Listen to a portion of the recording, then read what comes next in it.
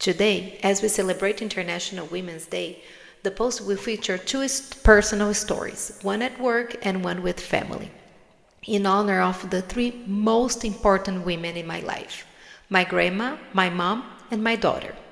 I've learned so much with these women. My grandma has taught me about fighting for my independence as hard as fighting for love. My mom is my role model for a charismatic, loving, and empathetic person. And the biggest lesson of all came from Lara, my 7 years old daughter. Check it out the post this week. Lessons from my daughter. Sit tight. Here comes the story. At home. Lara and I were lying on the backyard couch on a fall afternoon. Each of us is immersed in our reading. These are rare moments of calmness that I so much appreciate in the middle of the chaos of work, marriage, and children. I try to make the most of them when they arise.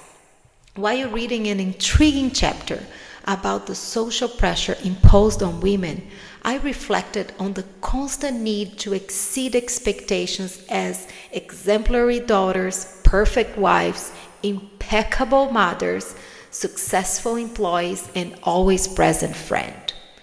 A tornado of emotions and thoughts invaded my mind when Lara asked me, "Mom, do you think you are beautiful?" A question out of the blue. What could have motivated such a question? What did she read in her book that led her to ask me this question? The question caught me completely off guard. Or perhaps I was so immersed in reflecting on how society imposes standards on women that without hesitation I replied, "No, I don't think I'm beautiful." Before I even finished the sentence, I realized the huge mistake I had made. And Lara's expression of indignation only confirmed my suspicions. "How can you be so mean to yourself?" she asked me again, with her sweet and childish voice that at the same time sounded as firm as that of a mature woman. What example am I conveying to her about self-esteem and self-love? In a matter of seconds, a movie passed through my mind. A little 5-year-old running happily down the sidewalk while her worried mother warned, "You'll break a bone, don't run." The comment came from a mother who constantly worried about her daughter's weight. The self-criticism seed had been planted. In the next scene of this movie, the girl was now a teenager about to turn 15, still thin and without the breasts and the buttocks that her friends already proudly displayed. The young girl didn't compare her academic achievements, but rather her physical appearance, always measuring herself against her already developed friends. And in the climax of this movie, it was college graduation day, at the peak of her thinness. She shone as the class speaker during the commencement ceremony, a speech that she had never watched again, as looking at that thin girl was impossible. Well, the scenes of maximum self-criticism were interrupted by Lara's serious expression, awaiting an explanation. At that moment, I realized that the low self-esteem about my physical appearance cultivated throughout a lifetime needed to be healed immediately. This little person in front of me sees me as a heroine, absorbing every gesture of mine, from how I hold my purse to the way I express myself and the way I move. What example am I providing to her in terms of self-esteem, self-love, and self-confidence at this moment? The idea that one day she may question her own beauty breaks my heart. "Well, Lara," I said, "actually, I love my long eyelashes, which enhance the sparkle in my eyes.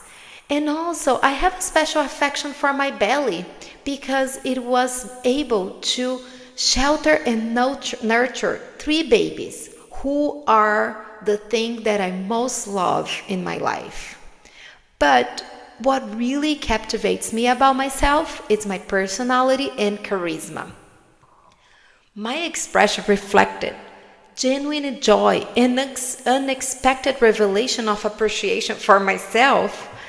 So the conversation diverges into what charisma means. Lara ends up saying all the things she loves when she sees herself in the mirror, and then she ended the conversation with, I think I'm charismatic, just like you, mommy.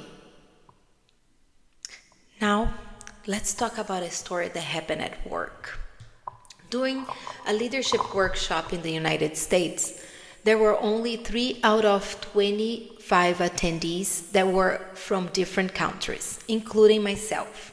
The majority were Americans, both male and female. As discussions unfolded and we presented our ideas on leadership, I couldn't help but feel intimidated by the articulate and flawless English communication of my American counterparts. Despite having comparable leadership experience, if not more in some cases, I found myself solely focused on their linguistic fluency. In doing so, I overlooked my own strengths and contributions to leadership. This narrow comparison significantly impacted my self-esteem and overall well-being. So let's talk about these two stories. I will start by stating how hard it is to be vulnerable and talk about the areas where we feel less confident. It is very hard to be open, honest, and authentic about our thoughts, feelings, and experiences, especially publicly. We feel exposed and afraid of being judged. We learn from an early age that being vulnerable is synonymous with being weak. But this is not true. If we have the courage to be vulnerable and expose ourselves emotionally, we can build strong connections. We can foster empathy and cultivate resilience. So here I am, opening up about my insecurities with the intention that they might inspire you to take a hard look into yourself and find ways to build your own self-esteem by looking at you as a whole, not only parts of you. Being vulnerable is tougher when we have low self-esteem because we might worry that opening up will make others reject or criticize us, making us feel even worse about ourselves. With reflecting on both experiences, one with my daughter and the other with a group of esteemed leaders, I realized the importance of not allowing my self-esteem, or in that case, lack thereof, to shape my self-perception. It takes work to explore myself without being too hard on myself, and instead to accept my true authentic self with kindness and compassion. In the book called The Gifts of Imperfection by Brené Brown, she emphasizes the importance of cultivating self-compassion, authenticity, and resilience in the face of societal pressures to be perfect. I may never speak like an American, and that's okay. Perhaps that's what makes me unique. I will also never look like a Gisele Bündchen, and that's okay too. I bring my own uniqueness that makes me just as special as Gisele or my American kids who speak perfect English without an accent. We let situations and people shake up our self-esteem because we compare ourselves with them. According to Brené Brown, comparison is the crush of conformity from one side and competition from the other. It's like you are trying at the same time to fit in and stand out. Comparison says, be like yourself, but better. It is not being yourself and respecting others for being authentic. It is fit in, but win. Comparing ourselves to others often leads to feelings of inadequacy or superiority. When we constantly measure ourselves against those we see as better, we feel like we never measure up.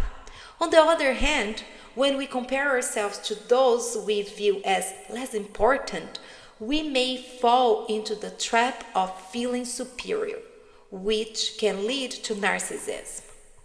Ultimately, comparisons rarely make us feel good.